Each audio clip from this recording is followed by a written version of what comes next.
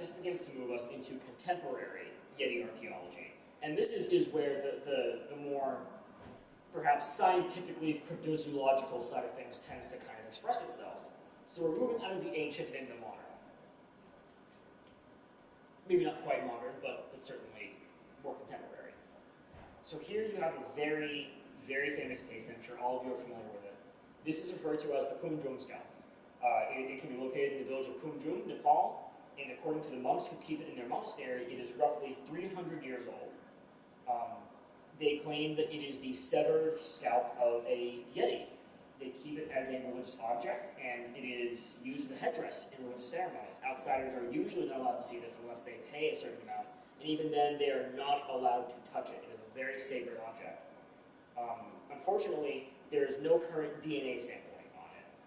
Early anatomical examinations, which were conducted between 1920 and 1950, they suggested that this was sewn together from the hide of a goat, which, looking at it, isn't quite that off, but let's also consider the cultural context here.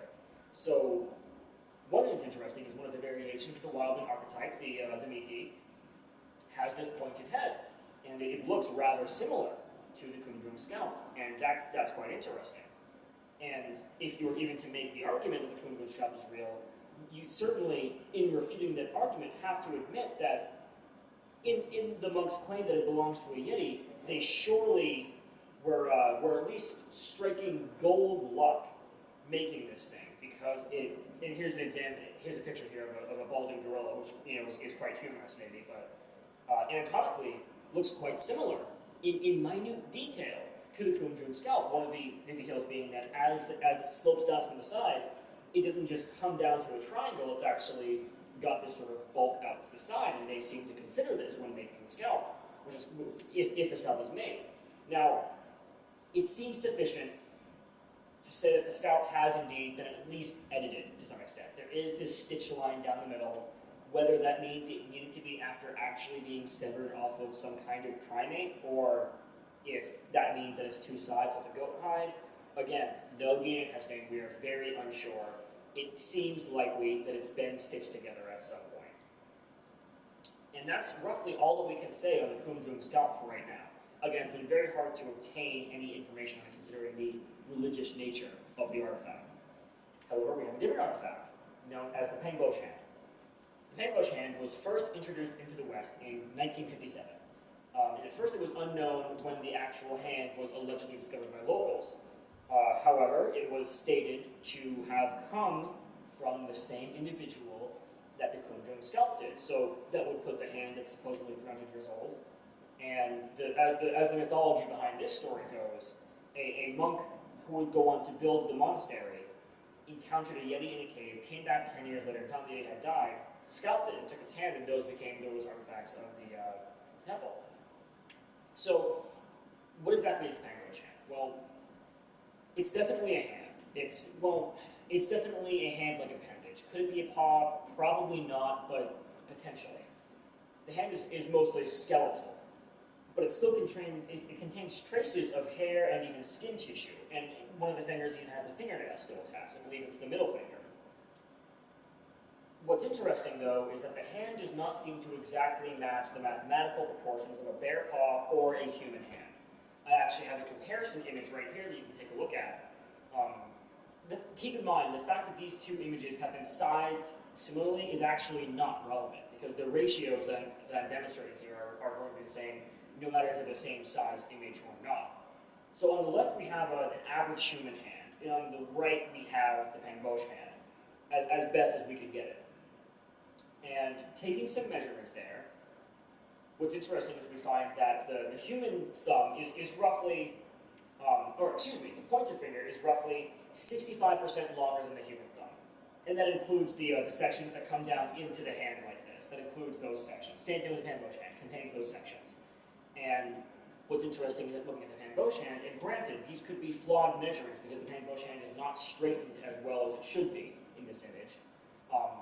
But it's roughly 80% longer than the thumb. And, well, it's hard to tell how accurate that would be, because we don't have the hand on us, unfortunately. We cannot conduct proper physical testing on this hand at the moment.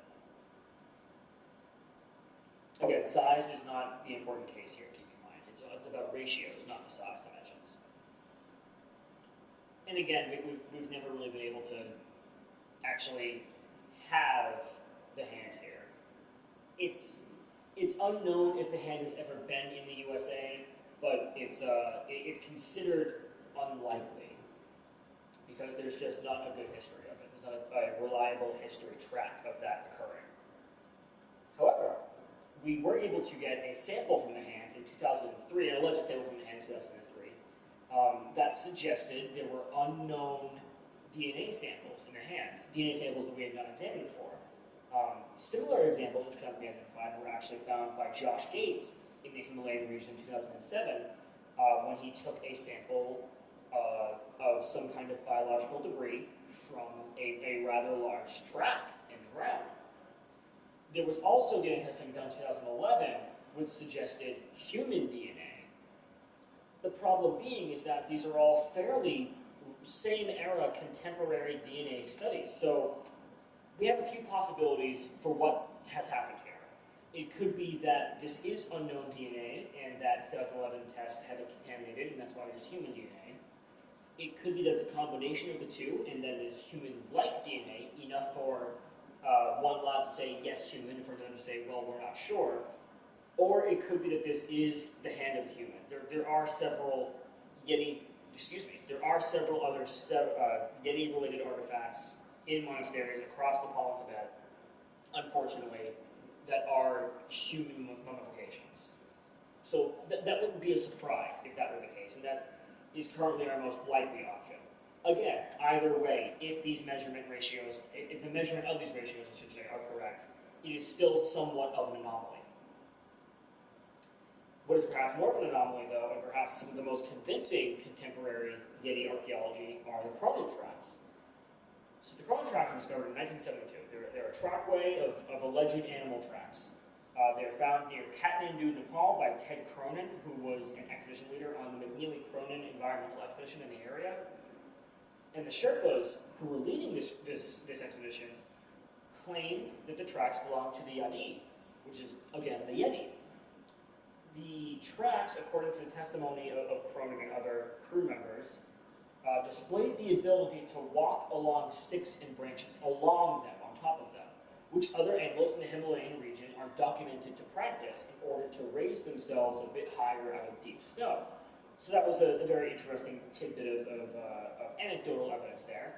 And you've got this image, this photograph of one of the trackways, and this picture for size comparison to a human hand of a Sherpa holding the track cast of one of these footprints. So, what's interesting about these footprints? Well, for starters, biologically examining them, anatomically examining them, we see that they have these very long toes that's kind of splayed out. They have this wide arch that splays out at the ends, which is actually an adaptation that you tend to see in more human-like animals. We actually saw these in Neanderthals as well, that inhabit these snowy-like regions. And it's because it actually helps distribute weight across the foot better, creating a sort of snowshoe-like effect as the animal walks. You see, with the track being held by the Sherpa, it's quite a broad footprint. It's broader and a bit larger than most of the Himalayan primates and monkeys that we know of.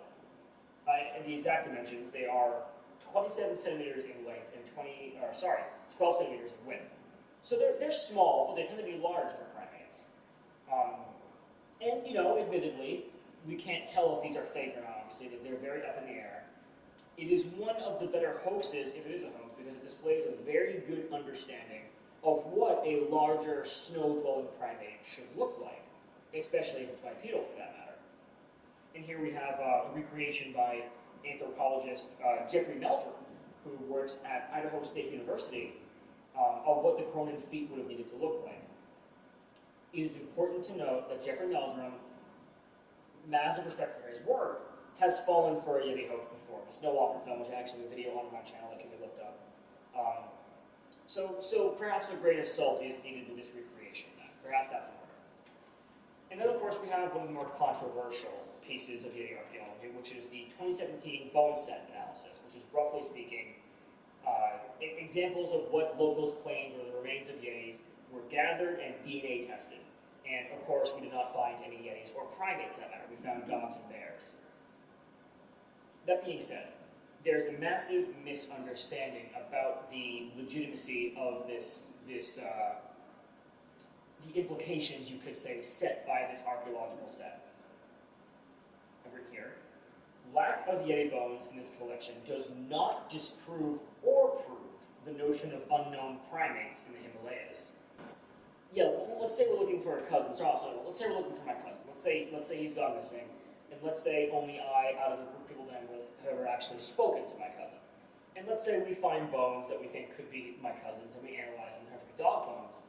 That doesn't mean my cousin doesn't exist. It just means that we found dog bones. Misidentification does not constitute rejection. That's a very important thing to know. So, considering all of the ancient and contemporary archaeology, ranging from artwork to alleged borderline fossil samples, where does the Yeti fit into the Tibetan scope of mythology, leading into culture, leading into reality? Well, we're roughly left with two options. And one, which is a very likely option, is that myths are a basis for the concept of the Yeti. So, what I mean by that is, even if, like most monsters in mythology, like all monsters in mythology, the Yeti would have been based on maybe a few different animals. The concept of the amalgamation of those animals into the being that is called the Yeti, in this hypothesis, is merely mythological and is based on archetypal wild man type themes and is directly linked to the creation myth, which involves an ogress. And that's not an unreasonable conclusion to come to, not at all. That's quite an expected thing to find in mythology. Now, that would be to ignore contemporary evidence, though. So we're left with that, or the conclusion that Yetis, as a real concept, not as misidentified bears, but as a real concept, are a basis for the wild man archetype in mythology, specifically the Tibetan mythology. So you've got the evolution of the Yeti coming down through mythology, or you've got the Yeti evolving into mythology, branching out into different archetypes, and those all sort of encompassing the cultural view of a real primate. Now, of course, that hypothesis itself, if that is the case, we'll have to ask ourselves, well, is the Yeti a primate or is it identified bears? Again, the lack of bear art in Tibetan culture is quite striking. And, but at the same time, again, the severe misidentification that would have to take place would also be quite appalling. So either the Yeti is a bear or a primate, and either that animal, whatever it may be, is being interpreted into mythology, or mythology has created that animal. We're not sure yet. We're not sure. Certainly, we have leanings as to what could be the more likely case, which is that the mythology has created the Yeti. But ignoring contemporary evidence is not scientific, and we should maybe still have on the table the possibility that, yes, maybe there is an animal that the wild man archetype worked off of for this mythology. That is all I would like to talk about for today. I'm very glad that you decided to attend this lecture online. You can attend at any time because this will be up for as long as the channel is up, really.